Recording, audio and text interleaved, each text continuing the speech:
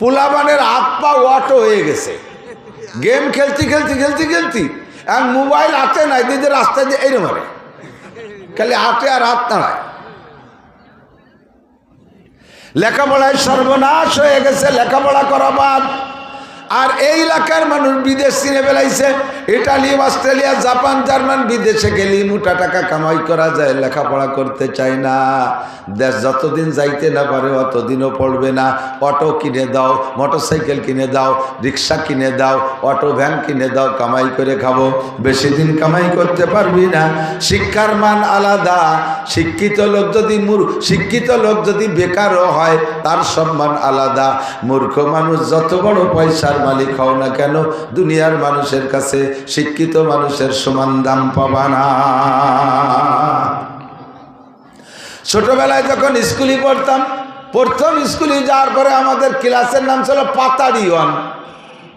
মুরব্বীরা সে আমলে থাকলে জানেন, তাল পাতার পাটি বিছিয়ে বসতাম, তাল পাতায় লিখতাম, আছে না? দাঁত বইলে কালি নিয়ে যাইতাম, কঞ্চির কলম। বাড়িতে যাইতাম পরিষ্কার ভাবে, বাড়ি যখন ফিরে আসতাম আব্বা মা চেনতো না যে কেডা আইছে, কালি মাহাতি কালীপদ হয়ে যেতাম। এই ক্লাসের নাম ছিল পাতাড়ি ওয়ান। পরে পাতাড়ির থেকে যখন ক্লাস ওয়ানে বেঞ্চে উঠাবে, ওই সময় খই বেজে নিয়ে যেতাম গুড় দিয়ে, মনে আছে নি মুরব্বীরা? আর সেই সময় কয়েকটা লাইন স্যারে লিখে দিতেন। আমারে লিখে দিছিলেন যিনি, তিনার নাম জগদীশ স্যার, হিন্দু ভদ্রলোক। উনি বোর্ডে লিখে দিয়েছিলেন, আমি কাগজে লিখে আনছিলাম খাতায়। এর নাম হলো খাতা ধরানো। লিখে দিয়েছিলেন, মন দিয়ে করো সবে বিদ্যা উপার্জন, সকল ধনের চেয়ে বিদ্যা মহাধন। এ পাঙ্কুর দল যারা পড়তে চেষ্টা, ভালো করে মনে রাখ, মন দিয়ে করো সবে বিদ্যা উপার্জন, সকল ধনের চেয়ে বিদ্যা মহাধন। এই দান নাহি কেউ নিতে পারে কেড়ে, যতই করিবে দান ততই যাবে বেড়ে। স্বর্ণ দিয়ে লেখার মতো একটা কথা, ঠিক কি ঠিক না? দুনিয়ার সব জিনিস দিলে নগদে কমে যায়, দিলেই নগদে কমে যায়। পরে আল্লাহ বরকত দেবে, কিন্তু তাৎক্ষণিক কমে যায়। 100 টাকার থেকে 10 টাকা দিলে কয় টাকা থাকে? 110 টাকা থাকে। কয় টাকা? আল্লাহু আকবার। 1 মণ ধানের থেকে আধা মণ দিলে 20 কেজি থাকে, নগদের পর কমে যায়, ঠিক না? দুইটা জিনিস দিয়ার সাথে সাথে নগদে বেড়ে যায়, একটুও কমে না। একটা হলো আগুন, আর একটা হলো বিদ্যা। আগুন আর বিদ্যা দুইটার একই স্বভাব। কারণ আগুন হলো, আগুনের স্বভাব কি? রাতের অন্ধকারে যদি আগুন জ্বালানো হয়, অন্ধকার কেটে যায়, আলোকিত হয়ে যায়, ঠিক কি ঠিক না? তেমনি মূর্খতার একটা অন্ধকার আছে। এক এলাকায় সবই মূর্খ, লেখাপড়া কিচ্ছু জানে না, বকলমে বুথা। দেখবেন দাঙ্গা হাঙ্গামা, মারামারি, অকথ্য ভাষায় গালাগালি, কাজাকাজি, আইল ঠেলাঠেলি, যত নোংরা কাম সব তারা করে অন্ধকার, মূর্খতার অন্ধকারের কারণে। যখনই তার ভিতরে শিক্ষার আলো আসে, তখন অকথ্য ভাষায় গালাগালি করে না। একজন ডিসি সাহেব, একজন ওসি সাহেব, একজন এসপি সাহেব, একজন বিসিএস ক্যাডার, একটা MA পাস লোক, একটা BA পাস লোক, একটা IA পাস লোক, এ কখনো পরের ঘরে সিং দেয় না। আশা করি পরের মেয়েকে অপহরণ করে না। আশা করি, আমার শতভাগ বিশ্বাস, পরের গাছের খেজুরের রস চুরি হয়ে খাইয়ে তার মধ্যে পেশাব করে থয় না। আরে মুরগি চুরি করে না। এই সমস্ত আকাম কুকাম শিক্ষিত লোক করে না, পরের মাথায় বাড়ি দেয় না। ও মূর্খতার যে অন্ধকার, তার ভিতরে শিক্ষা আসার কারণে অন্ধকার কেটে আলোকিত হয়ে যায়। তেমনি যেমন অন্ধকার, আগুন জ্বালাইলে অন্ধকার কেটে আলো হয়ে যায়, ওই রকম শিক্ষার কারণে মূর্খতার অন্ধকারও কেটে যায়। দুইটার মধ্যে সম্পর্ক আছে। এই জন্যই কয়, এই দুইটা জিনিস যতই দেবা তত বাড়ে।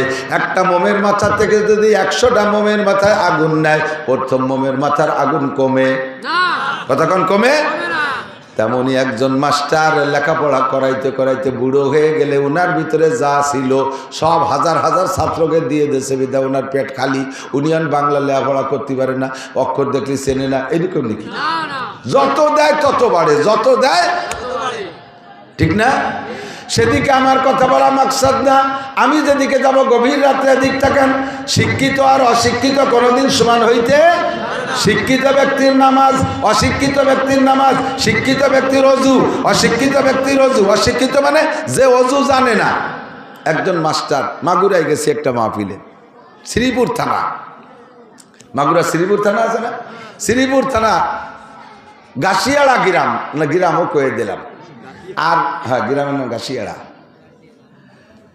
ওখানে মাহফিলে গেছি, তো যে বাড়ি বসছি ওই বাড়িওয়ালার জামাই বিএসসি মাস্টার, হাই স্কুলের অঙ্কের মাস্টার কেনা, বিএসসি টিচার না, বিএসসি স্যার। এই বিএসসি স্যার উনি শ্বশুরবাড়ি বেড়াতে এসে মাহফিল উপলক্ষে, তো মাগরিবের আগে অজু বানাইয়া দুইজনই মসজিদের দিকে যাচ্ছি। স্যারের সাথে মেলা আলোচনা করতে করতে করতে করতে মোটামুটি আমার সাথে একটা ভালো সম্পর্ক হয়ে গেছে। এখন ওই চলার পথে মসজিদে ঢোকার আগে বলতেছে, হুজুর ধরেন আমি এই মাগরিবের নামাজের জন্য, এই শীতকাল তো কঠিন শীত, পেশাব টেশাব করে জরুরত ছাড়িয়ে অজু বানালাম, এখনো মাগরিব পড়ি নেই, মাগরিবের আগে যদি আমার একটা বাই ছুটে যায় তাতে কি আমার আবার অজু বানাতে হবে? আমি বললাম জি বানাইতে হবে। কয় যে না, আমি যে অজু বানাইছি ওই অজু দিয়ে যে নামাজ পাবো সে নামাজটা আমি পড়ি নেই এখনো। অজু একটা বানাইছে না, সেই অজু দিয়ে নামাজ পড়া পাবে না, সে নামাজটা পড়ি নেই, তার ফাঁকে বাইক ছুটে গেছে, তাতে কি হবে? তাহলে আগেরই অজুর নামাজ পাবো, সেটি হরি নেই, তারপরে ভিড়ে অজু বানাবো। আমি কইলাম স্যার অজু ভাঙ্গার কারণ 7টি। কয়টি? 1 নম্বরে পেশাব পায়খানার রাস্তা দিয়ে কোনো কিছু বাহির হওয়া। অজু আপনি যতবার বানান আর যতবার এই অ্যাক্সিডেন্ট ঘটবে অতবারই আপনার অজু ছুটিয়া যাইবে। বিএসসি টিচার অঙ্ক জানে, ইংরেজি জানে, বাংলা জানে, দুনিয়ার সব জানে, কিন্তু অজুর মাসলা জানে না। আল্লাহু আকবার। এবার অজুর মাসলা জানে কিনা? সমাজে একেবারে নিচু মানের একজন লোক পেঁয়াজ লাগায়, পরে বুঝি কামলা কিসের দেয়, লেখাপড়া বকলমে বুথা, তবলিগে 3 চিল্লা দিয়া অজু ভাঙ্গার কারণ জানে, অজুর ফরজ 4টে জানে, অজু ভাঙ্গার কারণ জানে, গোসলের ফরজ 3টে জানে, গোসল ভাঙ্গার কারণ জানে, নামাজের ফরজ 13টা জানে, নামাজের ওয়াজিব 14টা জানে, নামাজ ভাঙ্গার কারণ 19টে জানে, নামাজে 2 রাকাতে 28টে সুন্নতে মুআক্কাদা জানে। এবার আপনি বলেন এই লোকটা আর ওই বিএসসি টিচার দুইজনের মধ্যে শিক্ষিত কে আর অশিক্ষিত কে? ধর্মের ব্যাপারে এই লোকটা শিক্ষিত, বিএসসি টিচার মূর্খ।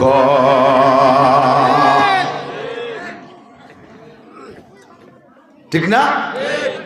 কারাহা বা কলকে আরি জুমলা রাস বা খোদা তদবির হিলা কায়রাওয়াস। আল্লাহ পাক বলেন তোমাদের কাছে জিজ্ঞাসা করলে তোমরা বলবা না, সঠিক জবাব দিবা না, আমি জবাব দিয়ে দেই। ইয়ারফাইল্লাহুল্লাযীনা আমানু মিনকুম ওয়াল্লাযীনা উতুল ইলমা দারাজাত। তো আল্লাহর কাছে সবচাইতে সম্মানী ব্যক্তি যার মধ্যে ঈমান আছে। 1 নম্বরে ঈমানদার। ভালো করে বুঝে নেন, 1 নম্বরে ঈমানদারের দাম সবচেয়ে বেশি। সারা পৃথিবীর যত নামি দামি প্রেসিডেন্ট আছে, যত প্রেসিডেন্ট আছে তারা যদি কাফের হয়, যত প্রধানমন্ত্রী আছে সব যদি কাফের হয়, প্রধানমন্ত্রী দামি পদ, প্রেসিডেন্ট দামি পদ, যত স্বরাষ্ট্রমন্ত্রী আছে, যত পররাষ্ট্রমন্ত্রী আছে, যত শিক্ষামন্ত্রী আছে, যত অর্থমন্ত্রী আছে, যত বিজ্ঞানী আছে, যত বড় বড় শিক্ষিত আছে, সবগুলো কাফের হয়ে যদি এক পাল্লায় ওঠে, আর এই সমাজের সবচাইতে নিচু মানের এই এলাকার এই বড় দিয়ার সবচাইতে একজন গরিব নিতান্ত অভাবী মানুষ, ওই লোকটা ইমানদার কলেমা পড়ছে লা ইলাহা ইল্লাল্লাহ মুহাম্মাদুর রাসূলুল্লাহ, এই লোকটারে দাড়ি পাল্লার আরেক পাল্লায় উঠাই দেওয়া হয়েছে। বন্ধুরে এই লোকটার পাল্লা ভারী হইয়া যায়। 1 নম্বরে ঈমানদারের দাম বেশি।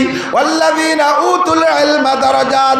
আর ঈমানের সাথে যার মধ্যে ইলম আছে, ঈমানের সাথে যার মধ্যে ইলম আছে। নবী পাক আলেম আর জাহেল, আলেম আর মূর্খের মধ্যে পার্থক্য বুঝাইতে গিয়ে একটা হাদিস বলেছেন, ফাদলুল আলিমি আলাল আবিদি কাফাদলি আলা আদনাকুম। তোমাদের মধ্যে ভালো করে জেনে নাও, ফাদলুল আলিমি আলাল আবিদ, একজন আলেম আর একজন আলেম না, কিন্তু বহুত বড় আবেদ। আবেদ মানে ইবাদত করে। বহুত বড় এবার আবেদ, 5 ওয়াক্ত নামাজ জামাতে পড়ে, তাহাজ্জুদের নামাজ টাইম মতো পড়ে, ইশরাকের নামাজ টাইম মতো পড়ে, আমিনের নামাজ টাইম মতো পড়ে, শাস্তের নামাজ টাইম মতো পড়ে, একটা হজও করেছেন, 5টা উমরাও করেছেন, 50টা চিল্লা দিয়েছেন, মাসিক 3 দিন সময় লাগায়, বছরে একটা চিল্লা লাগায়, লক্ষ লক্ষ টাকা যাকাত দেয়, মসজিদের সভাপতি, মসজিদের মুতাআল্লি, ধর্মের কাজ একটাও কম করে না, কিন্তু লোকটা আলেম না, লোকটা বড় আবেদ। এই লোকটা আর একটা আলেমের মধ্যে পার্থক্য কতটুকু শুনে নাও। আমি মুহাম্মদুর রাসূলুল্লাহ আর তোমরা সাহাবাদের ভিতরে সবচাইতে নিচু মানের সাহাবার মধ্যে যতটুকু দূরত্ব, একজন আলেম আর ওই আবেদের মধ্যে তার চাইতে বেশি দূরত্ব। দূরত্ব মানে আলেমের দাম ওই আবেদের চাইতে 1000 গুণ বেশি। এদিক কষ্ট পাচ্ছেন? বুঝে নেন, একটু সময় আছে, একটু দরকার, আমার দিক থাকান। আল্লাহ, শয়তান একবার রাতের বেলা কার গোয়ালিতে গাদা একটা চুরিয়ে যায় নিয়ে ইমামে গাজালি রহমাতুল্লাহ আলাইহি সম্ভবত হুজুরের বাড়ির কাছে আইনিয়া বাইরে আইছে। গভীর রাত্রে ইমাম গাজালি তখন তাহাজ্জুদ পড়ে জিকির করতেছে, বসে মুরাকাবা করতেছে। এর মধ্যে শয়তান বাইরে আইছে, খুব মিষ্টি সুরি, ওরে তো আল্লাহ তাআলা কোনটা অভাব দেয়নি, সব কিছু পারে।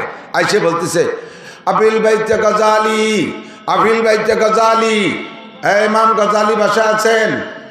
তিনি বলতেছেন, মানান্তা, আপনি কে? ইমাম গাজালি বলতেছে, আপনি কে? তো জব দিচ্ছে, আনা রব্বুকা, আমি আপনার রব, আমি আপনার আল্লাহ। ইমাম গাজালি টের পাইছে, কাম সারছে। তা কি আল্লাহ, কি খবর? তোমার নামাজ, কালাম, ইবাদত, বন্দেগী, তাসবিহ, তাহলিল, কুরআন, কিতাব সব কিছু দেখা আমি এত মুগ্ধ হয়ে গেছি, আমি আর আরশে আজিমে থাকতে পারি নাই। শোন, তোমাকে সাথে করে আরশে আজিমে যাব বলে আমি বুরাক নিয়ে চলে আসছি। ইমাম গাজালি রে, আল্লাহু আকবার, স্বয়ং আল্লাহ চলে আইছে জান্নাতে বুরাক নিয়ে, বেহেশতে নিয়ে যাবে। ইমাম গাজালি বুঝে ফেলাইছে কোন আল্লাহ আইছে। তো বলতেছে, আল্লাহ একটু দাঁড়ান বাইরে। আল্লাহ রে কয়, আল্লাহ একটু বাইরে দাঁড়ান, ঘরে ঢুকেন না। কইয়েই তাকের বর্ষেল কোড়া লাঠি, ওই দৌড়িয়ে নিয়ে বেতের লাঠি পিছনে আসতে সারিয়ে নিয়ে যাইয়ে দমা দম আল্লাহর ফিটি 3-4 মারি দেবো। ওরে শালার বেটা, শালার আল্লাহ তোরে শেষ করে ফেলাই দেবো। আমার মতো লক্ষ কোটি গুণ, লক্ষ কোটি গাজালিকে এক পাল্লায় রাখলে যা হয়, বিশ্বনবী মুহাম্মদুর রাসূলুল্লাহ সাল্লাল্লাহু আলাইহি সাল্লামের একটা মিনিটের দাম তার চেয়ে বেশি। সেই নবীকে মেরাজে নেওয়ার জন্য আল্লাহ নিজে আসে নাই, জিবরাইল পাঠাইছে। আর শয়তান, তুই আইছিস আমার আল্লাহ সাথে ধোঁকা দিতি, তোরে সুলিয়ে ফেলাই দেবো। আল্লাহর বেটা আল্লাহ মায়ের খাইয়ে দৌড়ে আর কয় যে তুই গাজালি এলেমের বদৌলতে বেঁচে গেলি। কয় যে তাও তুই ধোঁকা দিয়ে যাচ্ছিস, আমি এলেমের বদৌলতে বাঁচি নাই, বাঁচাইছে আমার আল্লাহ। কে বাঁচাইছে? এই জায়গাতে দমাদম কয় বাড়ি খাইয়ে ও চিন্তা করলো যে বনি আদমের কাছে মায়ের খাইয়ে ঠকিয়ে যাব, এই মায়ের শোধ দিয়ে যেতে হবে। তো এই জায়গা না পারি আর এক জায়গা যাবো, যাই দেখে যে কদ্দূর যাই ওই গ্রামের আর এক পাশে এক বুজুর্গ, এক পাবলিক ইবাদত করে, ওরকম সব ইবাদত কমপ্লিট করু, তাই সত্যি ত্রুটি নাই, একেবারে দস্তারখানো ছাড়ে না, ডিলা কুলুক বাদ নাই, মেসক বাদ নাই, সব কিছুতে পরিপূর্ণ। এ বুজুর্গ রাত্রে বসে বসে আল্লাহ বিল্লাহ করতেছে, জিকির করতেছে। ওখানে যে বলতেছে, আপিল বাইতে ফুলান, অমক কি বাসা আছেন? জি, কে বলছেন? কা আনা রব্বুকা, আমি আপনার রব, আমি আপনার আল্লাহ চলে আসছি। কেন আল্লাহ, কি জন্যে? কয় তোমার ইবাদত বন্দেগীতে আমি এত মুগ্ধ হয়ে গেছি, আর থাকতে পারলাম না। চিন্তা করলাম যে কারে হঠাৎই কারে হঠাবো, কিরা কয়েন দিয়ে নিয়ে ভুল করে, এই জন্য আমি নিজেই তোমার সাথে করে নিয়ে জান্নাতে নেওয়ার জন্য চলে আসছি। ও কি খুশিতে আর হুশ নাই, ওর তো আর এলেম নাই যে আল্লাহ এভাবে আসে না। উনি মনে করছে হতে পারে ইবাদতে আল্লাহ খুশি হয়ে চলে আসতে পারে। বাস উনি কয় জি আল্লাহ আসতেছি, সাইজে গুজে আইসা এখন দেয় যে আল্লাহ সত্যি বুরাক একটা নিয়ে আসে, কার বুয়লিতে গাদা একটা খুলিয়ে ভালো যে কাপড় চুপড় দিয়ে সাজাই গুজে নিয়েছে। ওঠে না অমুক বুজুর্গ ওঠেন, উঠাইয়া এবার বুরাকরে নিয়ে দাবর শুরু হচ্ছে। যত বেত বাগান, বাবরার কাটা, বড়ইর কাটা, যত জায়গা, যত আগান বাগানের মধ্যে দিয়ে দাবড়াচ্ছে। মাইর খাইছে সেই শোধ দেবে। প্রথম চান্সেই গায়ের থেকে, পরনের থেকে লুঙ্গি খুলে গেছে। বেত বাগানে বাজিয়ে কয় আল্লাহ লুঙ্গি খুলে গেছে, কয় টেনশন করে না, জান্নাতের লুঙ্গি পরানো হবে। এরপরে জামা টুপি উড়িয়ে চলে, আল্লাহ টুপি পড়ে গেছে, কয় জান্নাতের মুকুট পরানো হবে। এরপরে জামা ছিঁড়ে উড়িয়ে চলে গেছে, আল্লাহ জামা ছিঁড়ে গেছে, কয় কোনো ঘটনা নাই, থাকেন ল্যাংটা হইয়া, একটু পরে জান্নাতে নিয়ে পোশাক পরানো হবে। এরপরে বেতের কাটায় হাসরাতি হাসরাতি ছিঁড়িয়ে ভুড়িয়ে রক্তাক্ত, আল্লাহ গায়ে তো রক্ত থাকলো না, কয় যে জান্নাতি রক্ত দিয়ে আপনাকে অপারেশন করে দেওয়া হবে।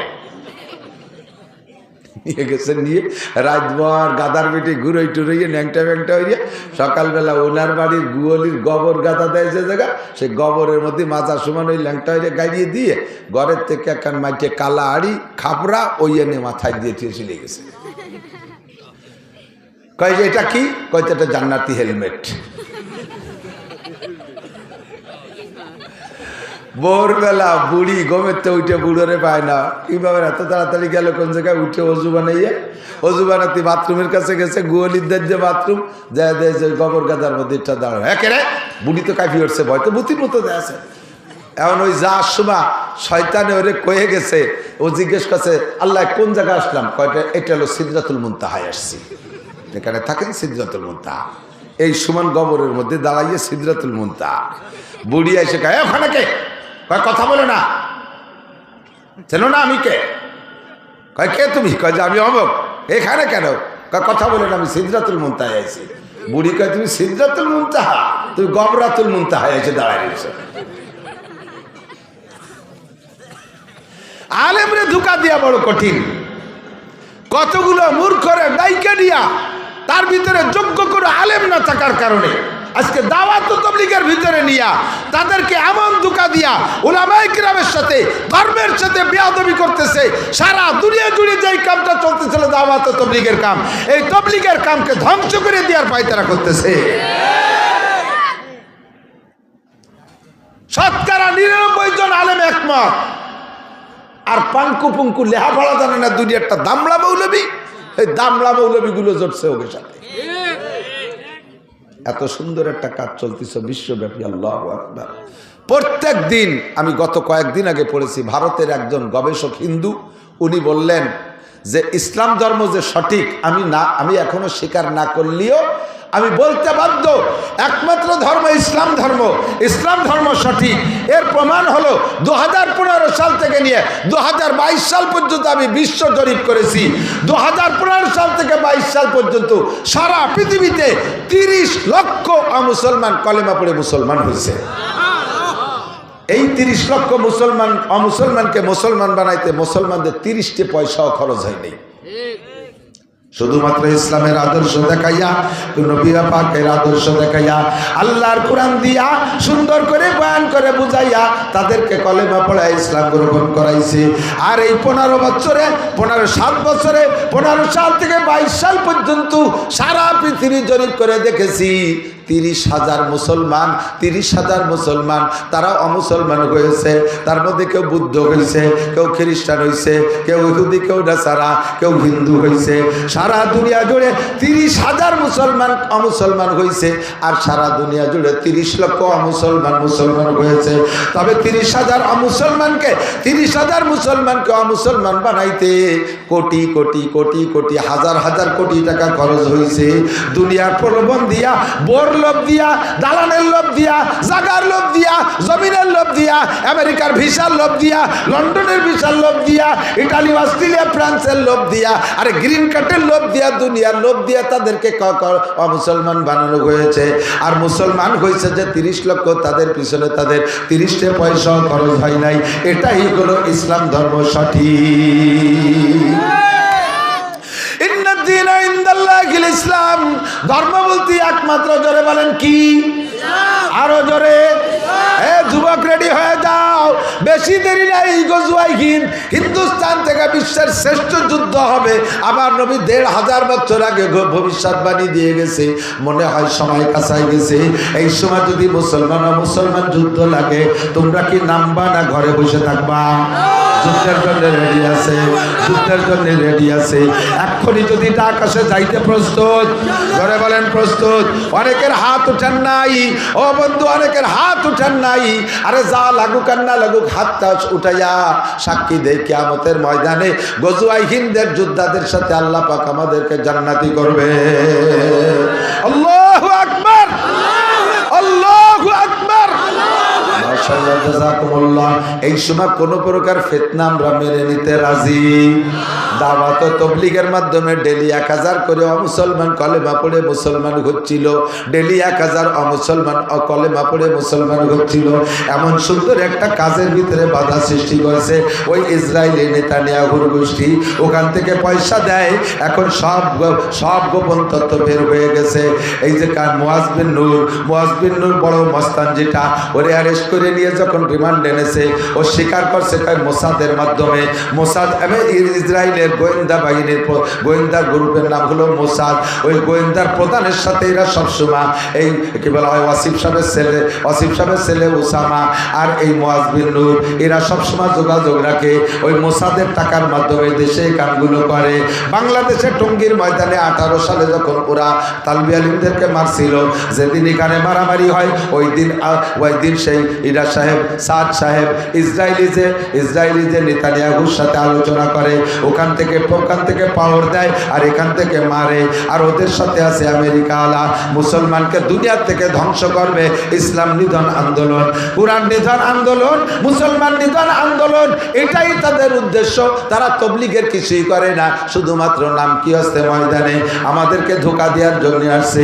ধোঁকাবাজদেরকে চিনে ফেলাইছি এই বছর 31শে জানুয়ারি, 1-2 ফেব্রুয়ারি, 31শে জানুয়ারি, বলেন 31শে জানুয়ারি, 1-2 ফেব্রুয়ারি টঙ্গীর ময়দানে উলামায়ে কেরামের নেতৃত্বে ইজতেমা হবে। আমরা এখানে যাবই ইনশাআল্লাহ। মুসলমান এবার ইজতেমায় যাইবা, অন্যবার না গেলে এবার যাবা। আসুক এবার ইজতেমা। আমি বলেছি, আমি দাবি করেছি ইজতেমা 3 দিন নয়, 1 সপ্তাহ যাবত প্রয়োজন হয় ইজতেমা করব, মাঠে ইজতেমা করব। আয় কে আসবে ইজতেমা করতে, পরের পর্বে আয়। ইনশাআল্লাহ ইজতেমা এবার একবারই হবে, দেখায় ছেড়ে দেবে ইজতেমা ইনশাআল্লাহ। আল্লাহ তাআলা মুসলমানদের শান-ও-মান বাড়ায় দেখ, বলেন আমিন। উলামায়ে কেরামের সাথে থাকার তৌফিক দান করেন। আলেমের সাথে তাবলীগে যাবেন, ইনশাআল্লাহ শিখতে পারবেন। হাজার মাসালা আছে যে মাসালা না জানা থাকার কারণে আপনার নামাজ হচ্ছে না। নবী পাক বলেন, এর একটা মাসালা শুনবা, শিখবা, আমল করা ছাড়াই শুধু শুনলে এবং শিখলে।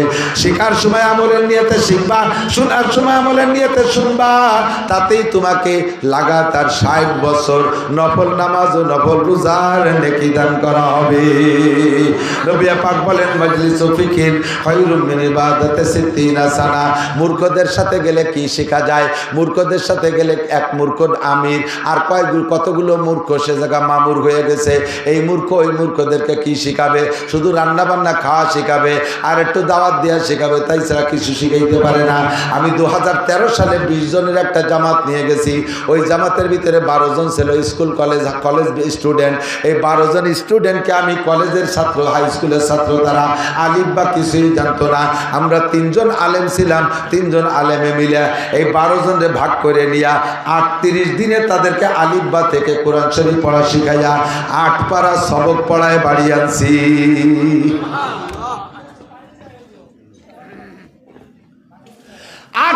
সবক পড়াইয়া কোরআন শরীফ শিখানোর পরে 8 পারা।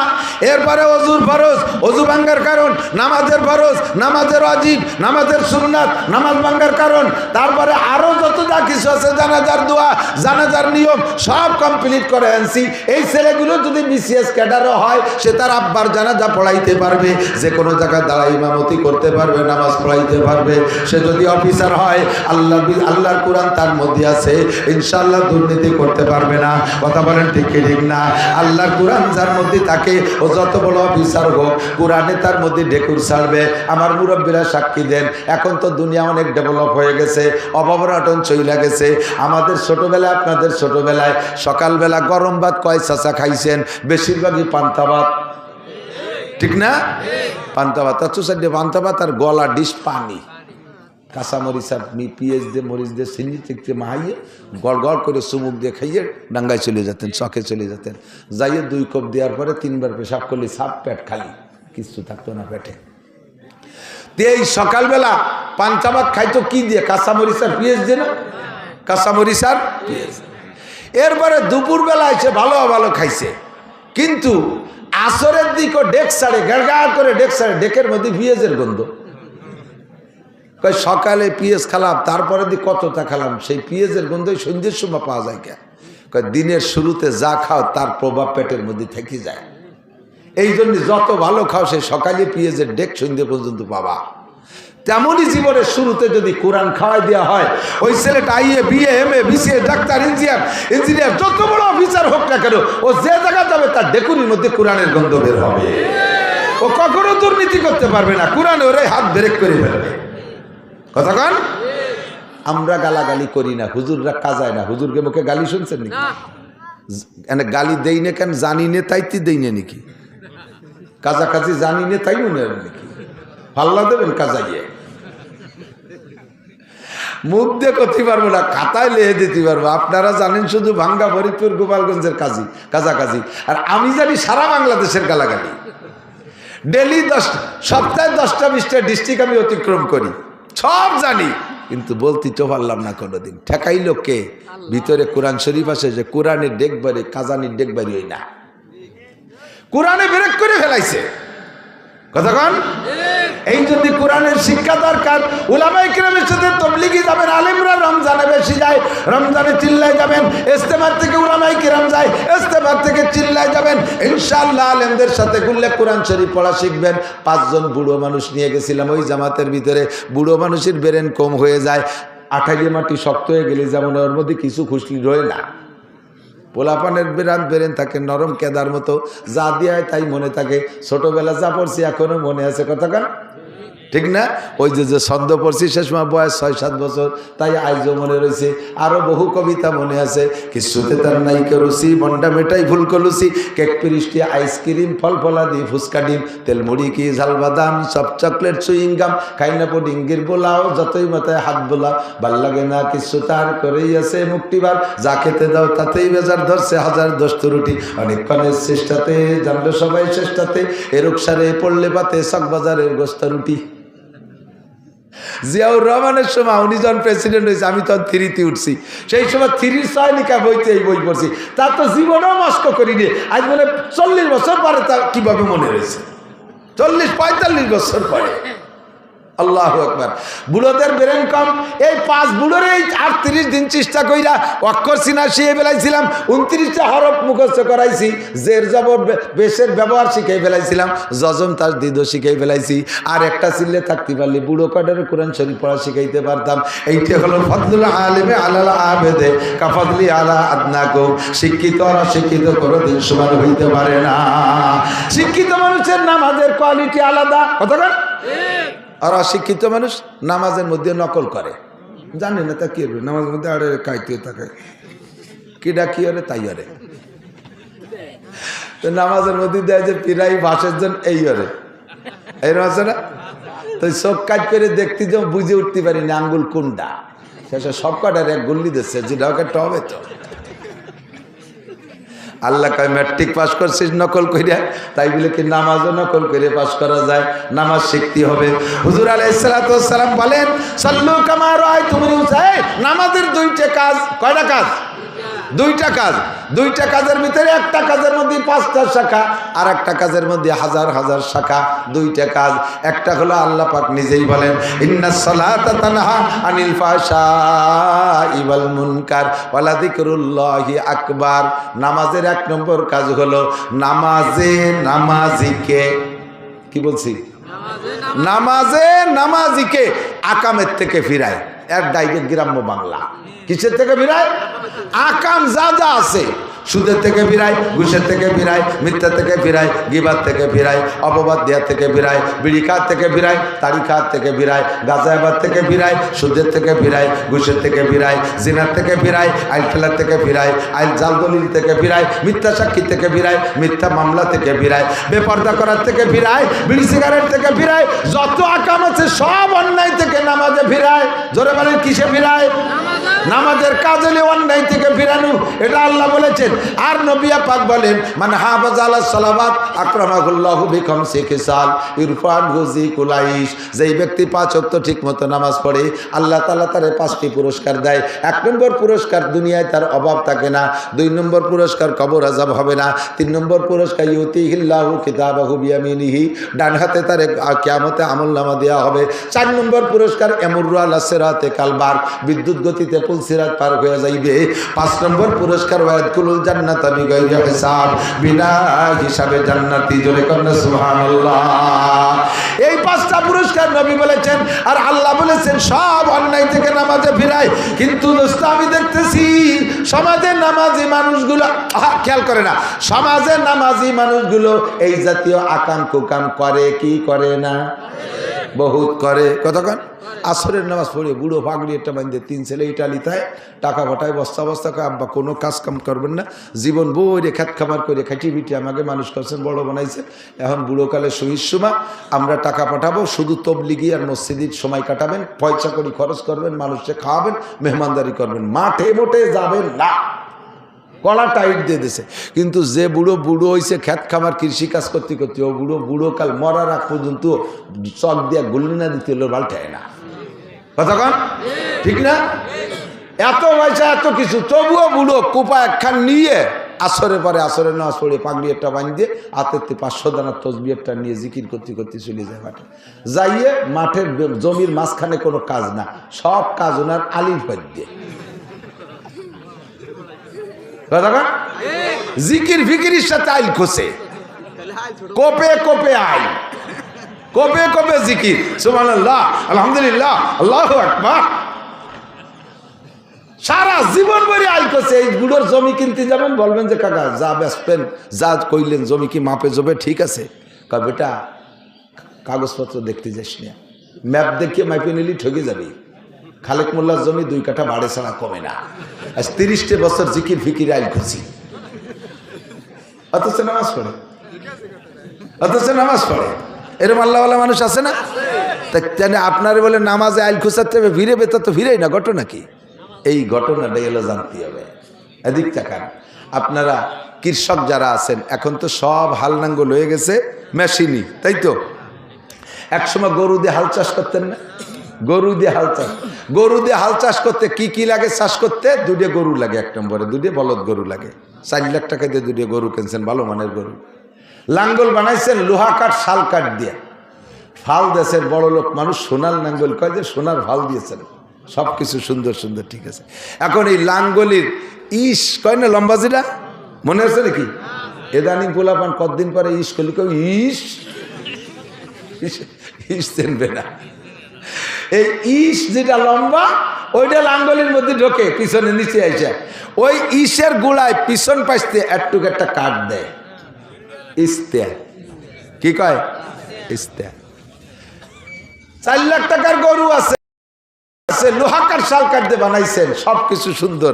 পিছনে একটুক একখান খুঁটু হলে ইস্তে, এই ঠুক দেন নাই। চষা যাবে? চষা যাবে? জমি চাষ হবে? ফসল হবে? কিচ্ছু হবে না। এ যুবক, তুমি ইস্তে বুঝতেছো না? বুঝছি, তুমি আলনাঙ্গল দেখো নাই, তুমি যাবো তো তাই তোমারে কই। 6 লাখ টাকা দামের মোটর সাইকেলে সব ওকে নতুন গাড়ি কিনে নিয়েছো, শুধু বাল্ব টিউব নাই একটাই। 1 চাকায় কি নাই? হাওয়া দেওয়ার যে বাল্ব টিউব, এইটা খালি নাই। গাড়ি চলবে? গাড়িরে তুমি চালাতে পারবা? তোমারে গাড়িতে চালাবে, ঠেলি বেড়াবার কিরম ঠেয়। মোটর সাইকেল চালায় যে শান্তি, তার চাইতে ঠেলতেই শান্তি বেশি। আরো যদি কে দাওয়ায় পাংচার হয়ে যায়, কি যে মজা। মনে হয় খালের মধ্যে ঠেলি ফেলাইতে আইটিছিলি যে, ঠিক কি না?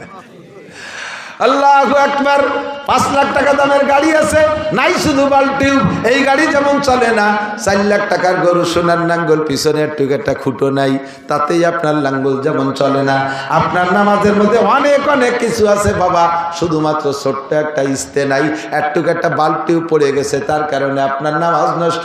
এই নামাজে কোনোদিনও আপনারা আইল কুচাতে ফিরাইতে পারবে না, দুধে পানি দেওয়ার থেকে কমে ফিরাইতে পারবে না, মাপে কম দেওয়ার থেকে ফিরাইতে পারবে না, মাপে বেশি আনার থেকে ফিরাইতে পারবে না, গিবাত শেখার থেকে ফিরাইতে পারবে না, বিড়ি সিগারেট থেকে ফিরাইতে পারবে না, ব্যারাক অ্যাডামস কারিতাস বিআরডিবি স্বনির্ভর জাগরণী চক্র আশা প্রশিকা গ্রামীণ ব্যাংকের থেকে সুদে কারবারেতে ফিরাইতে পারবে না, জাল দলিল মিথ্যে সাক্ষী মিথ্যে মামলা থেকে ফিরাইতে পারবে না। কারণ যেই নামাজে ফিরেবে সেই নামাজই আপনার হয় না। ছোট্ট একটা পিন পড়ে গেছে, ছোট্ট একটা ইস্তে পড়ে গেছে লাঙ্গলের পিছনের থেকে, এইটি আপনার জানা নাই। এর একটা মাসালা শুনলে শিখলে আল্লাহ নবী বলেন খায়রুম মিন ইবাদাতি সিদ্দিনা সানা, লাগাতার একটানা 60 বছর নফল নামাজ ও রোজার চাইতে বেশি নেকি। বলবো দুই একটা মাসালা বলবো, আমার ইউটিউবের বয়ানের মধ্যে সবই আছে, শুনলে পাবেন, তারপরও সামনে শোনার বরকত আলাদা। আল্লাহ ইমামে আদিক ওযু বানাইছেন শীতকালে দিন আমার বাবারা, খেয়াল করেন। তার আগে আপনি পেশাব করতে গেছেন, পেশাব কইরা বুড়ো মানুষ পেশাব করতে গেলি তো ওই আগের মতো তো আর দূরই যায় না পেশাব। বুড়ো মানুষ তো জায়গায় গোড়ই পড়ে যায়, পড়ার সময় আশেপাশে যে মাহাই গেছে তা আপনার খেয়াল নাই। আপনি কোনো মতে একটু পানি দিয়ে এক জায়গায় ধুয়ে টুয়ে চলে আইছেন, ফাঁসে কিন্তু নাপাক মাখাই রয়েছে। নামাজের ফরজ 13টি, একবার বলেন কয়টি? আমার সাথে বলেন। 1 নম্বরে শরীর পাক, 2 নম্বরে কাপড় পাক। আপনার এই জায়গা দুইয়ে মাইর খাইছেন, জায়গায় একটু পানি দিয়ে চলে আসছেন, পাশে মাখাইছে, সে জায়গা ধৌত করেন নাই। এরপরে হাঁটা দেওয়ার সাথে সাথে যুবকদের পেশাব আর বুড়োদের পেশাব আলাদা। যুবকদের পেশাবে ফোর্স বেশি, এক গতিতে ক্লিয়ার হয়ে বেরোয় চলে যায়, তারপরও হাঁটা দেওয়ার পরে একটু পড়ে। আর বুড়ো মানুষের পেশাব একবারে ক্লিয়ার হয় না, হাঁটা দেওয়ার পরে খানিক সময় দাফাদাফি লাফালাফি কাশাকাশি করার পরও কেমন যেন কুট করে একটা কামড় দেয়, নিচের দিক সুর ঠেকতেছে, 1-2 ফুটা পড়িয়া গেছে। ওই 1-2 ফুটা পড়িয়ে গেল কোন জায়গা? ও জায়গা তো আর খেজুর গাছের রস বাঁধানোর মতো ঠিলে পাতা নাই। ওই 1-2 ফুট পড়িয়ে লাগবে আপনার কাপড়, আপনার গায়ে। 1 নম্বর আর 2 নম্বর ফরজ আপনার মাইর হয়ে গেছে। কথা বলেন। ছোট্ট ছোট্ট 2টা কাম, 1 নম্বরে শরীর নাপাক, 2 নম্বরে কাপড় নাপাক। আপনি যত সুন্দর করে কাবা ঘরের মধ্যে যে নামাজ পড়লেও ওই নামাজ আপনার হয় নাই। আর নামাজ যেহেতু হয় নাই, নামাজের ক্রিয়াও আর পাইবেন না। নামাজের যে প্রতিদান পাওয়ার কথা ছিল সেটা আপনি পাইবেন না। এই জায়গা চলে গেছে আপনার 1 নম্বর মাইর। 2 নম্বর সামনের দিকে আগান। এবার আপনি ওযু বানাইতে গেছেন, কলের নিচে পা পাইতে দিয়ে পানি ছাড়ি দিয়ে পাউ দিয়ে পারে ডলে ডলে চলে আসছেন। এই যুবক হোক আর বুড়ো হোক, শীতকালে পা শুকোয় যায়, ভালো করে ডলে মলে পানি না পৌঁছইলে উপর দিয়ে ভাসা চলে যায়। একটা চুল রে খাড়াভাবে রাখা যায়। এতটুক জায়গা যদি অজুর অঙ্গগুলোর মধ্যে শুকনো থাকে, আপনার অজু হয় নাই, অজু হয় নাই তো নামাজ হয় নাই। আপনার নামাজের ইস্তে পড়ে গেছে, আপনার নামাজের বালতিও পড়ে গেছে। ওই নামাজের যা পাওয়া দরকার ছিল এই জন্য আপনি পাচ্ছেন না, ফলাফল পাইছেন না, রুজিরও বরকত হচ্ছে না, আপনাকে আকাম থেকেও ফিরাইতে পারতেছে না। মহিলারা বাচ্চাদেরকে বাচ্চা কাচ্চা লালন পালন করে, ছোট দুধের বাচ্চা কোলের মধ্যে পেশাব করে দিছে, কোলে পেশাব করে এরকম একটু কোষ মারি ফেলাই দিয়ে একটু পানি ছিটিয়ে দিয়ে আল্লাহু আকবার দাঁড়াই গেছে। কলো ফেরেস্তা, ওনার সাল বলে ফেরেস্তা। ফেরেস্তার তো ফেরেস্তার মুত্ত পাক, ফেরেশতা কি পেশাব করে? জিবরাইল আলাইহিস সালাম, মিকাইল সালাম যদি পেশাবই করত তাহলে আমরা তো থাকতে পেতাম না, বাইচে চলে যেতাম। ফেরেশতারা লা ইয়াবুলু আলা আশের বাচ্চার মতো ভ্যাস করে মারতি তালে আছে। কাজীরা ফেরেশতা না, ওর পেশাব পায়খানা সম্পূর্ণ নাপাক। কাপড় নিংড়াইয়া গায়ে লাগছে, কাপড় সোয়াইয়া ভিতরে যে গায়ে লাগছে, শুধু উপরে পানি মারছো, গাটা ভিজে রয়েছে, তোমার নামাজ হয় নাই। কাজেই মহিলা তুমি এখনো পর্দা করা শেখো না। শরীয়তের তোমাকে অন্যায় থেকে যার থেকে ফিরাবে নামাজে, এই ফিরাইতেছেনার কারণ হলো তুমি বেপর্দা করতেছো, তোমার নামাজ হয় নাই। তুমি মিথ্যে কথা বলতেছো, নামাজ হয় নাই। মহিলা তুমি গালাগালি করো, তোমার নামাজ হয় নাই। গালাগালির থেকে ফিরতে পারছো না। স্বামীর সাথে বিয়াদবি করো, কারণ তোমার যেই নামাজে তোমার অন্যায় থেকে ফিরাবে সেই নামাজই তোমার হয় নাই। 1 নম্বরে এই সমস্যা। আমরা পুরুষরা আর একটা নামাজ পড়তে জানি ওই ইস্তের মতো আর বাল্ব টিউবের মতো ছোট, কিন্তু পাওয়ার খুব বেশি। সাইজে ছোট হইলে মশালা খুব বড় কঠিন। নামাজে দাঁড়াইছেন ইমাম সাহেব, এই ইমামের পিছনে নামাজে দাঁড়াইছেন, ইমাম সাহেব তকবীর বলছে, ইমাম সাহেব তকবীর, প্রথম তকবীরে তাহরিম, প্রথম যে তকবীর, এই তকবীর বলা ফরজ। এই তকবীর কি ফরজ? অনেক মুসল্লি জানে না।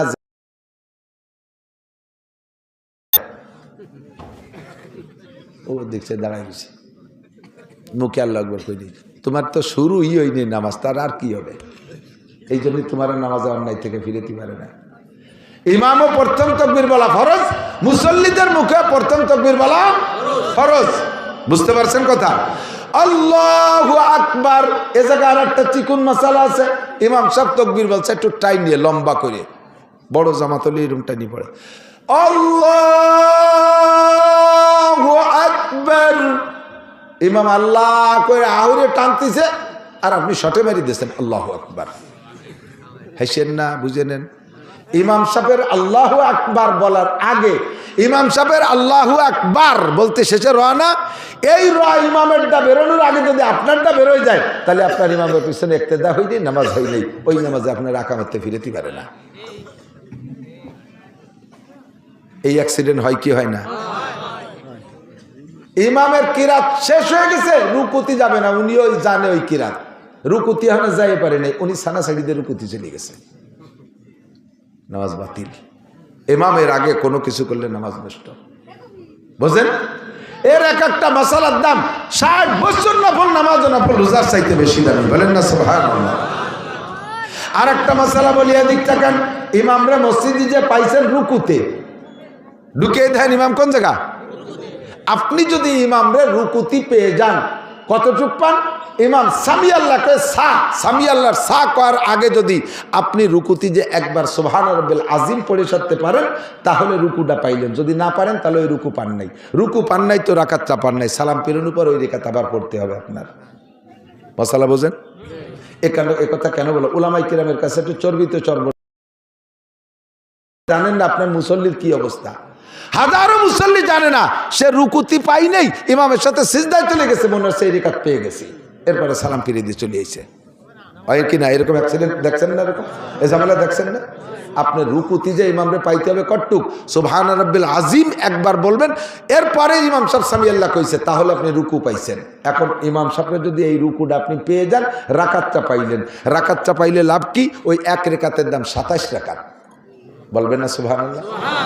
সালাম ফিরানোর পরে যদি ওই এক রেখাত আলাদা পড়েন, ওটা এক রেখাতে সওয়াব। আর ইমামের পিছনে পেয়ে গেছেন, এক রেখাতের দাম 27 রাকাত। কাজেই যে কোনোভাবে ওই রুকুটা ধরার চেষ্টা করতে হবে, রুকুটা ধরার চেষ্টা করতে হবে। এবার যারা আহলে হাদিস আছে তাদের কাছে একটু কইয়ে দিক তাকান, তাদেরকে একটু বলি, থাকলে একটু শুনে নেন, তারা একটু শিখে নেন, পারলে পরে আমার জবাব দিয়েন। এদিক তাকান। তারা কয় ইমামের পিছনে কিরাত পড়া লাগবে, সূরা ফাতিহা পড়া লাগবে। যেই রেখাতে ইমামের পিছনে মুসল্লি সূরা ফাতিহা পড়ে নাই, ওই রেখাত হয় নাই। খুব বুঝতে হবে, খুব বুঝতে হবে। খেয়াল করেন, আপনারাও কোনো সময় আটকে গেলে এইটাতে জব দেবেন, ধরে ফেলবেন। শুনতেছেন? বুঝতেছেন? আমি আগেই বলে দিয়েছি, ক্লাস আমার কিচ্ছু নেই, ক্লাস। যদি ওদের দাবি হলো যেই রাকাতে সূরা ফাতিহা মুক্তাদি পড়ে নাই ইমামের পিছনে, ওই আহলে হাদিস আলারাই স্বীকার করে ইমামরে রুকুতি পাইলে সেই রেখাত পাওয়া হলো, ইমামরে রুকুতি পালি সেই রেখাত পাওয়া হলো। তাহলে ইমামরে যদি রুকুতি যাইয়ে পাইছে সুবহান রাব্বিল আযীম, তাহলে সেই রেখাতের সূরা ফাতিহা কোন জায়গা পড়লো? আর ওদিকে বলছো সূরা ফাতিহা না পড়লে ওই রেখাত বাতিল। টের পাইছেন কি কইছি? একটু টের পাইছেন? কোন দিক? সূরা ফাতিহা ছাড়া যদি ওই রিকাত না হয়, তাহলে আর বলতেছো তোমরাও স্বীকার করো ইমামরে রুকুতি পাইলে ওই রিকাত পাওয়া হলো, তাহলে ওই রিকাতে সূরা ফাতিহা কোন সময় পড়বা? আগে পড়ি তুই না পরে পড়বা? তাহলে তোমরাই তো কান, আপনারাই তো মানা আরো উল্টো পাল্টা তো তোমরা বাদাইছো, আমরা ওই রুম টাল্টু বাল্টু মশলা দিই না। ওই রিকাতে ওই রুকুতি গেলে সুবহান রাব্বিল আযীম পাইলে হয়ে গেল। কথা বুঝে আসছে? এখন আমাদের স্বভাব আছে সাধারণ পাবলিকের, নামাজের শুরুতে অনেক কাজ থাকে। 1 নম্বরে ইন্নী ওয়াজাতু, 2 নম্বরে নাওয়াইতুয়ান উসাল্লিয়া লিল্লাহি তাআলা আরবা রাকাতা খামসাতা সিত্তাতা সাবাতা গুটিখানি কয়ে মুতাওয়াজ্জিহান ইলা জাতিল ইকতাদাতি বেজালি এমান কাবাতি শরীফতে আল্লাহু আকবার। এই এতটা কতি কি ইমাম সাহেব থাকবে ওই জায়গা? ইমাম সাহেবকে কবে তুমি বডি টডি আসো, আমি আসি। এরপরে আল্লাহু আকবারকে সানা বেঁধে সুবহানাকা আল্লাহুম্মা এত তাল করতে করতে ইমাম সাহেব তো চলে আসে, রিকাতটা পাইলেন না। পরে ওই রিকাত পড়তে হবে একা একা, এক রিকাতে সব পাবেন। কাজে আপনার এখানে না হয়তো অনেক দরকার নাই, আপনার সানা সুবহানাকার দরকার নাই, দুইটা তকবীর লাগবে। কয়টা তকবীর? আবার এক তকবীর দিয়ে যদি রুকুতে চলে যান আল্লাহু আকবার করতে করতে মারি দিয়েন না, দুইটা তকবীর বলবেন। একটা তকবীরে তাহরিমা আর একটা তকবীরে ইন্তেকালাত। আল্লাহু আকবার, আল্লাহু আকবার, দ্রুত দুটো তকবীর দিয়ে রুকুতে দিয়ে একবার সুবহানাল্লাহ আযীম বলে 27 রিকাতের সব পেয়ে গেলেন। বলেন না সুবহানাল্লাহ। মশালাটাকে আমি একেবারে ফালতু মশলা কইছি? এটা জরুরি মশলা কিনা? যদি রুকু না পান তাহলে সিজদা গেলেও আপনি ওই রিকাতটা আবার পড়ে দিতে হবে। কথা কি বোঝা গেছে? মাগরিবের 3 রিকাত ফরজ নামাজ, ইমামের পিছনে পাইছেন 1 রিকাত। কয় রিকাত বাকি আছে? সালাম ফিরানোর পরে 2 রিকাত। এই 2 রিকাত কিভাবে পড়বেন? আমার পাশে একজন, আমি আর সে দুইজনে 1 রিকাত পাইছি, 2 রিকাত ফেল করছি। তা আমি তো কিতাবে যা পড়ছি সেইভাবে পড়ছি, আর উনার কিতাবে উনি যা পাইছে উনিও সেইভাবে পড়ছে। উনি পড়ছে এক বৈঠক দিয়ে সালাম ফিরেছে, আর আমি পড়ছি প্রত্যেক রাকাতে রেখাতে বৈঠক দিছি। নিয়ম হবে কি? যদি 1 রিকাত পান, 2 রিকাত মিস করেন, সালাম ফিরানোর পরে উঠে প্রত্যেক রাকাতে রেখাতে বসতে হবে। ঠিক আছে না? উনি 2 রিকাতে একবারে বসে সালাম ফিরে গিয়ে ওত পাইতে বসে রয়েছে, রাগে রাগে ফুলতেছে, আমারে ধরবে, অ্যাটাক করবে। সালাম ফিরে কয়, হুজুর কিরম নামাজ পড়বেন? আলেম মানুষ নামাজ কালাম জানেন না, কি বললেন আপনি? আমি তো কি বললাম মানে এইরকমই তো বলতে হবে। কয় আপনি জানেন না। আমি বললাম যে আপনি জানেন না। কয় যে আমি জানি না মানে? আমি বললাম যে আপনি যে এই যে 2 রিকাত একসাথে পড়ে সালাম ফিরে নেন, এটা আপনি কোত্থেকে পাইছেন? কয় যে পা লাগবে না, নিজের একটা বুঝ আছে না। কি বুঝ আছে? কয় যে আল্লাহ তাআলা মাগরিবের 3 রিকাত নামাজে আমার কাছে 2 বৈঠক পাবে। মাগরিবের 3 রিকাতে কয় বৈঠক? 2 বৈঠক। তাহলে 1 বৈঠক তো আমি ইমাম সাহেবের সাথে দিছি, আর 2 রিকাত বাকি আছে, একবারে পড়ে বৈঠক দিয়ে দিলাম, 2 বৈঠক পাবে দিয়ে দিলাম। আর কি আর কি মশলা বুঝার কি আছে? আমার সে বড় যুক্তিবাদী। আমি বললাম দুদু, এ জায়গা যুক্তি চলবে না, প্রত্যেক রাকাতে বসতে হবে, প্রত্যেক রাকাতে বসতে হবে। ঠিক আছে না? আল্লাহ, আর একটা মশলা একটু না কই পারতেছি না, বলবো? এটা খুব জরুরি। আপনারা যারা দ্রুত নামাজ পড়েন, ওলামায়ে কেরামের কাছে শুনে দেখেন, নামাজের ওয়াজিব 14টা। কয়টা? তার ভিতরে একটির নাম কওমা, আর একটার নাম জলসা। কওমা আর জলসা কাকে বলে? রুকুর থেকে পুরো টান টান হয়ে দাঁড়ানোর নাম কওমা। যদি আপনি রুকুর থেকে একটু মাথা ঝাঁকি দিয়ে আবার সিজদায় চলে যান, আপনার ওয়াজিব তরক হয়েছে। এটা যদি ভুল করেন, শেষে সিজদা দিতে হবে। আর এটা যদি আপনার অভ্যাসে পরিণত হয়, তাহলে জীবন ভরে যতবার এই করছেন সব নামাজ বাতিল, আবার করতে হবে। সিজদার থেকে এক ঝাঁকি এই 2 সিজদার মাঝখানে বসতে হবে। কতটুক টাইম? আল্লাহুম্মা গফিরলি ওয়ারহামনি ওয়াহদিনি ওয়ারজুকনি ওয়াআফিনি। কমপক্ষে এই দোয়াটা পড়া যায়, এতটুক টাইম আপনাকে চুপ করে সোজায় বসতে হবে। তারপরে সিজদায় যাইবেন, তারপরে সিজদায় যাবেন। আপনি উঠেই জাকি দিয়ে চলে গেছেন, নবী পাক বলেন মোরগের ঠোকের মতো ঠোকায়, ওর নামাজ বাতিল, নামাজ ওয়াজিব তরক হইছে। আর একটা মশলা না কই পারতেছি না, কব বেশিক্ষণের পারতেছি না। ওরে বাবা, কত রাতে গেছে। আল্লাহ, আর একটা মশলা বলি, সেটা হলো ওয়াজের চাইতে এর একটা মশলার ওয়াজের কিন্তু অনেক দাম, হাজার হাজার কোটি কোটি গুণ দাম। ঠিক না? বহু মানুষ জানে না 2 রিকাত বা 4 রিকাত বা 3 রিকাত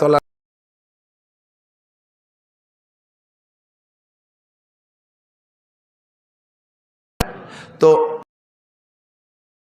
হয় মাঝে মাঝে অ্যাক্সিডেন্ট। সেই জন্য আমি বলতেছি, আপনাদের হয়তো হয় না, আপনাদের নামাজ ভালো, আপনাদের নামাজের মধ্যে খুব একাগ্রতা আছে। আব্দুহু আর রাসূলু পড়ে ঢুকে যাওয়া হয় না এরকম?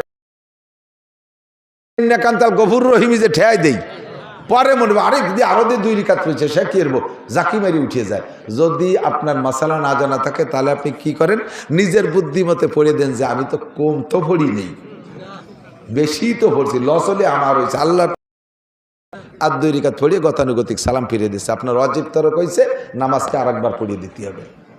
যদি আপনার এরকম অ্যাক্সিডেন্ট হয়, কটুক আব্দুয়া রসুলুর পরে দুরূদ শরীফের থেকে কমপক্ষে, বেশিরও যে মাসালা, কমপক্ষে সেটা বলতেছি, কমপক্ষে এতটুকু পড়ে ফেলেন, আল্লাহুম্মা সাল্লি আলা মুহাম্মাদ আল্লাহুম্মা সাল্লি আলা মুহাম্মাদ দুরূদ শরীফ থেকে যদি এতটুকু বেশি পড়ে ফেলেন তাতেই আপনার সিজদা ওয়াজিব হয়ে যাবে। শেষ বইটাকে যাইয়া আত্তাহিয়াতু পড়া ডান পাশে একটা সালাম দিয়া আবার দুইটা সিজদা দিয়ে উঠে আবার পরে সালাম ফিরাবেন, তাহলে এই ভুল সমাধান হয়ে যাবে। আত্তাহিয়াতু বসছেন, আর একটা অ্যাক্সিডেন্ট হয়ে থাকে, আমি যেটা বলি এদিক তাকান, আর একটা অ্যাক্সিডেন্ট হয়। আত্তাহিয়াতুতে বসছে, আত্তাহিয়াতু না পড়ে আলহামদুলিল্লাহ পড়তেছে। বিশেষ করে বসে নামাজ পড়া লাগে, এই ঝামেলাটা বেশি হয়। আত্তাহিয়াতু পড়বে, সে থেকে আলহামদুলিল্লাহ পড়তেছে, আলহামদুলিল্লাহ পড়বে, বসে বসে নামাজ পড়তেছে, সে আলহামদুলিল্লাহ বাদ দিয়ে আত্তাহিয়াতু পড়া শুরু করে দিতেছে। হ্যাঁ, আল্লাহু আকবার। এদিক তাকান। এরপরে দোয়া কুনুতির জায়গা আলহামদুলিল্লাহ পড়তেছে, কানে উল্লো দিচ্ছে, মনে হচ্ছে যে প্রথম রেখাত আলহামদুলিল্লাহ পড়া শুরু করে দিচ্ছে। দোয়া কুনুতির জায়গা আলহামদু, আত্তাহিয়াতু যারা আলহামদু, আলহামদু যারা জায়গা আত্তাহিয়াতু, এরকম এলোমেলো পড়লে ওয়াজিব তরক হবে। আপনি পরে সংশোধন করে দিয়ে শেষ বইটাকে সিজদা দিতে হবে। ভালো করে মনে রাখবেন, এই মশালাগুলো অত্যন্ত জরুরি। এমন অ্যাক্সিডেন্ট প্রায় হয়, আর একটা অ্যাক্সিডেন্ট করে আমি দেখছি, সেটা উঠাইয়া নামাজ ছোটে নেই, দুই হাতে টুপি ধরে নাড়াচাড়া করে মাথায় দিয়েছে, ওনার নামাজ ছোটে হইতে শুরু হয়েছে। নামাজের মধ্যে লুঙ্গি খুলে গেছে, আর এক বেকায়দা। 4 রাকাতের নামাজের মধ্যে 2 রাকাতের পর লুঙ্গি, হাসেন কি, অ্যাক্সিডেন্ট হতেই পারে। মশালা যেভাবে কিতাবে লেখছে, নিশ্চয়ই এই ঝামেলা হবে বিদায় তো কিতাবে এভাবে লিখে রাখছে। তা আপনার না জানা থাকার কারণে আপনি কি করতেছেন, আর করা দরকার কি, সেইটি আমি বলতেছি। লুঙ্গি খুলে গেছে। এখন নামাজের মধ্যে নামাজের কাজ ছাড়া অন্য কোনো কাজ 2 হাত দিয়ে করলে, ছোট হোক আর বড় হোক, 2 হাত দিয়ে করলে নামাজ বাতিল হয়ে যায়। আর লুঙ্গি খুলে গেছে, এত আবার 1 হাত দিয়ে ভরা যায় না, তা তো ভর্তি 2 হাত লাগে। তাহলে কি 2 হাত দিয়ে আবার লুঙ্গি ভর্তি গেলে নামাজ ছুটে যায়, আবার লুঙ্গি না ভরলেও ল্যাংটা হয়ে গেলে নামাজ ছুটে যায়। তা কোনটা ঠেকাবো হুজুর, কন্দে দেই, কোনটা ঠেকাবেন আমি বলে দেই। আপনি লুঙ্গি ঠেকাবেন, লুঙ্গি ঠেকাবেন। তা লুঙ্গি যে ঠেকাতে গেলে নামাজ ছুটে যায়, তার ব্যবস্থা শিখে দিচ্ছি। 4 রাকাত নামাজ, 2 রাকাতের পরে লুঙ্গি খুলে গেছে, বাস 2 হাত দিয়ে সুন্দর করে লুঙ্গি পরবেন। লুঙ্গি পরে আবার নতুন করে শুরু করবেন। আল্লাহ, ইমামের পিছনে শেষের 2 রাকাত পাইলেন। আগের 2 রাকাত ওই লুঙ্গি খোলার কারণে ছুটিয়ে গেছে, সালাম ফেরানোর পরে উঠে দাঁড়াইয়া ওই 2 রাকাত আবার পড়িয়ে দেবেন। ব্যবস্থা হয়েছে কিনা? অথচ সেই জায়গায় লুঙ্গি পরে চিনতে পারে যে লুঙ্গিও আল্লাহ খুলছে, নামাজও আল্লাহর নামাজ, এইগুলো করা যাবে না। এই জন্য মশালা বুঝে নিতে হবে। এদিক টাকান, আর একটা মশালা না কেউ পারতেছি না, কব নামাজের মধ্যে দাঁড়াইয়া 1 ফরজ আদায় করার ভিতরে দাড়ির মধ্যে একবার খাজাইছেন, কিরা এমন ইমাম সাহেব রুকুতি জানে, কানের মধ্যে ফরফর আসছে, সেটাও একবার ছাড়ছেন, ফিরে আবার গেটির এই জায়গায় খাইজছে, রুকুতি যাই পারে নাই এখনো, 3 বার খাজাইছেন, রেকাত বাতিল, নামাজ বাতিল। ছাড়িয়ে দিয়ে আবার আল্লাহু আকবার শুরু করবেন। যেটুক সামনে আছে ওইটুক পাইছেন, যেটুক পিছনে খাইজই নষ্ট হচ্ছেন সেটুক খাইজই 3 খাইজনের মধ্যে চলে গেছে। নামাজের মধ্যে মোবাইল বেজে উঠছে, এই মশালাটাও একটা জরুরি নাকি বলেন? আর মোবাইল বাজতেছে, ইমাম সাহেব পড়ে সূরা ফাতিহা আর মোবাইলই গায় মুমতাজের গান। বুড়ো কয়জন ছানার মধ্যেই মুট বক্সিং রেডি হচ্ছে, সালাম ফিরে দেব, ওর গেটি ভেঙে ফেলা, তোর মোবাইল যে হ্যাঙ্গে যায় সে হ্যাঙ্গে দেবো, বাংলায় কয়। এখন এই মোবাইলে তো চালাই রাখা যাবে না, বন্ধ তো করতেই হবে। সিস্টেম কি? একটা ফরজ আদায় করার ভিতরে, নামাজের মধ্যে ফরজ আছে না, একটা ফরজ একটা ওয়াজিব আদায় করার ভিতরে আপনি 2 বার মোবাইল বন্ধ করতে পারবেন। তবে প্রত্যেকবার টাইমের আবার খেয়াল রাখতে হবে, একবার বন্ধ করতে যে যেন 3 তসবির বেশি টাইম না হয়ে যায়।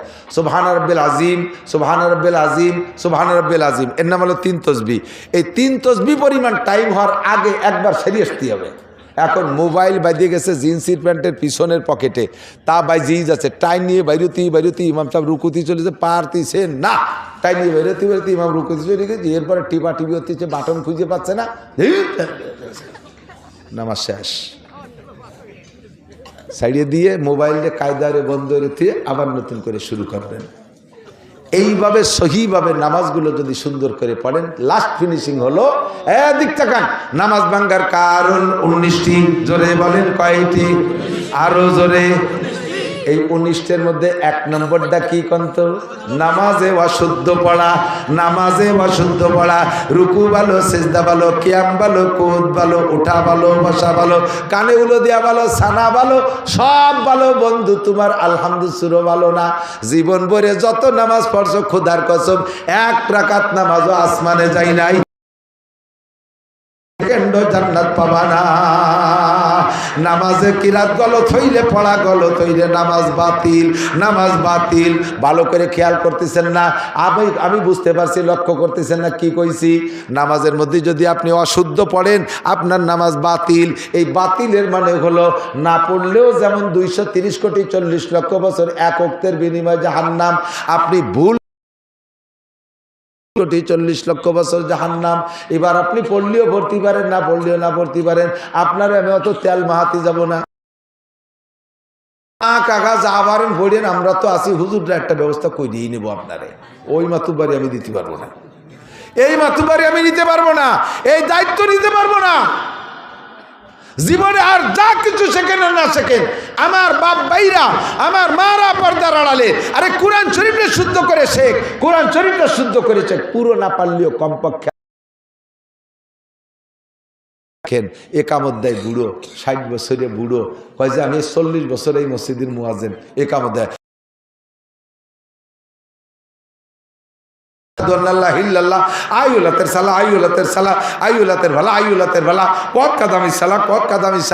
আল্লাহু আকবার। আমি 4 বছর এক মসজিদে ইমামতি করছি। এই মুয়াজ্জিনরা আমি এইভাবে সে কথাটা আমি মুখস্থ করছি, অনেক কষ্টের মুখস্থ করছি। এইরকম ইকামত শোনেন নাই কোনোদিনও। 4 বছর মস্ক করা তারে পারলাম না। মুজিবুর রহমান যুক্তিবাদী আমাদের বাংলাদেশে এক বক্তা আছে, উনি তো বিদেশে লন্ডনের থেকে আইসে এক মাহফিলি বলতেছে যে আমি লন্ডন গেলাম, যাই এক মসজিদে নামাজ পড়তে গেছি, একামত শুনেই টের পাইছি। তো আগে যা যা কলো কলো হাইয়ালাল ফালার সময় যা কইছে শোনা, হালার পথ হালা, নামাজের পরে ওরে ধরছি, হাইয়ালাল ফালার দিকে কিছু বুঝে দিয়ে হালার পথ হালা শোনা গেছে। কয় তাই 1 লাখ টাকা বেতন, যাই কই তাই 1 লাখ টাকা বেতন। সুরাই হালার পথ হালা কইয়া 1 লাখ টাকা খাইয়ে মরবি। কেরাচ্চা শুদ্ধ করেন, কেরাচ্চা শুদ্ধ করেন। মাত্র 61 দিন, মাত্র 61, অনলি 61 দিন আল্লাহর রাস্তায় মেহনত করেন। আপনার আল্লাহর রাস্তায় মানে তবলিগি যা লাগবে না, আপনার বাড়ির কাছে ইমামের পিছনে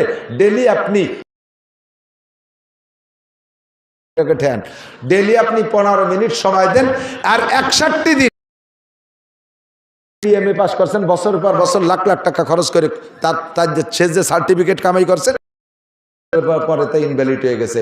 জেনারেল সার্টিফিকেটের একটা মেয়াদ আছে, চাকরির বয়স মেয়াদ, ওই চাকরির সার্টিফিকেটের বয়স শেষ হলে তার দিয়ে পানি খালিও পেট ব্যথা ছাড়ে না। সারা জীবনের সার্টিফিকেট বেচলে আধা কেজি নুন হয় না, কথা কন না কেন? সেই সার্টিফিকেট কামাই করছো বস্তা বস্তা টাকা দিয়ে। তুমি জান্নাত কিনবা যেই সার্টিফিকেট দিয়ে, কোরআনের সার্টিফিকেট, মাত্র অনলি 61 দিন। 61টা দিন ডেলি 15 মিনিট সময় মেহনত করলে যদি আপনি কোরআন শরীফ পড়া শিখতে না পারেন, তাহলে আমাকে ডাক দিবেন, আপনারা বসবেন, আমি আপনাদের পিছনে মেহনত করে কোরআন শরীফ শিখিয়ে দিয়ে যাব। মসজিদের ইমাম সাহেব বা এলাকার হুজুরের কাছে যে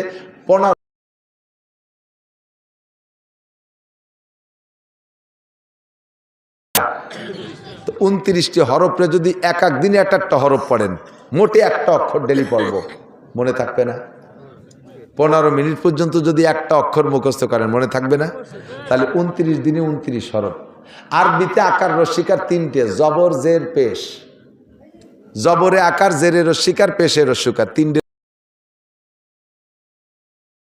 3 কত? 32।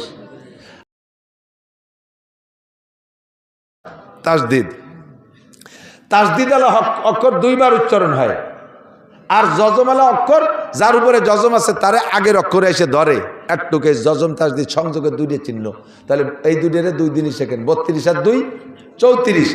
আরবিতে মদ আছে 10 প্রকার। এরকম মদ মানে টেনে পড়া, টাইনি না পড়লে পারা জায়গা টানার জায়গায় না টানলি ইমান পর্যন্ত নষ্ট হয়ে যায়। 10 প্রকারের মদ আপনি 10 দিনই শেখেন, এর বেশি লাগবে। আর উচ্চারণ জায়গা মতো থেকে না করলে তর্জমা পাল্টে যায়। এই উচ্চারণ 17টা মাকড়া 17 দিনই শেখেন। 17 আর 44 61 দিন। 61 দিন মেহনত করলে যদি আপনার কোরআন শরীফ শুদ্ধ না হয়, তারপরে দেখবেন আমার আপনি যা খুশি তাই বলতে পারবেন। আমি এর জন্যই চ্যালেঞ্জ করছি যে এর চাইতে নিচের কোর্স নাই। মাদ্রাসার হুজুররা কেরাতখানার পোলাপানকে বছরের পর বছর বসায় দেয়। আমার মাথায় ধরে না, আমার মাথায় ধরে না এতদিন কোরআন শরীফ পড়াতে কেন লাগবে? আমার একটুক বাচ্চা 5 বছরের ছেলে মেসবা, ওকে আমি কায়দা শেষ করাইয়া শুরু অত্তিন। আমার ছোট্ট মেয়ে 6 বছর, তারে আমি মাত্র 2 মাস পড়াইছি। আল্লাহর রহমতে কায়দা শেষ করে আমপাড়া শেষ করে কোরআন শরীফ ধরাই দিছি আমি তারে। মাত্র 61 দিন মেহনত করলে আল্লাহর রহমতে কোরআনটা শিখতে পারবেন। আল্লাহ তাআলা আমাদের তৌফিক দান করেন। একটু আমার এই কথার পর উদ্বুদ্ধ হয়েছেন কে? যারা কোরআন শরীফ পড়তে জানেন না, তার মধ্যে 2-10টা মানুষকে একটু প্রস্তুতি নিতে পারবেন। আমি কোরআন শরীফ পড়া শিখবই, কোরআন শরীফ পড়া শিখবো। কোরআন শরীফ গতানুগতিক হাত চাচ্ছি না, মনের থেকে একেবারে পাক্কা সিদ্ধান্ত নেই যে আমি হুজুরের কাছে কোরআন শরীফ পড়া আল্লাহ কবুল করুন, বলেন আমিন।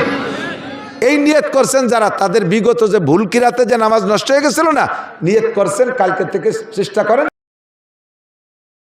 করে আমলনামা ভরে দেবে। এই একটা ব্যবস্থা আছে, বিকল্প কোনো ব্যবস্থা নাই। ভাষাগত ত্রুটি বিচ্যুতি মার্জনীয়। যা বলেছি শুনেছি, আল্লাহ পাক আমাদের সকলকে আমল করার তৌফিক দান করেন। হুজুর দোয়া করবেন। না দুরূদ শরীফ পড়ি। আল্লাহুম্মা সাল্লি আলা মুহাম্মাদিন ওয়া আলা আলি সাইয়্যিদিনা মুহাম্মাদিন ওয়া বারিক ওয়া সাল্লিম। আল্লাহুম্মা সাল্লি আলা মুহাম্মাদিন ওয়া আলা আলি সাইয়্যিদিনা মুহাম্মাদিন ওয়া বারিক ওয়া সাল্লিম। আলহামদুলিল্লাহি রাব্বিল আলামিন। ربنا ظلمنا أنفسنا وإن لم تغفر لنا وترحمنا لنكونن من الخاسرين. ربنا فاغفر لنا ذنوبنا وكفر عنا سيئاتنا وتوفنا مع الأبرار. আয় মেহেরবান আল্লাহ, রাতের গভীর পর্যন্ত শীতের রাত্রে তোমার দিনদার ইমানদার পরহেজগার আয় আল্লাহ, তোমার আশিকিন পাগলদেরকে নিয়ে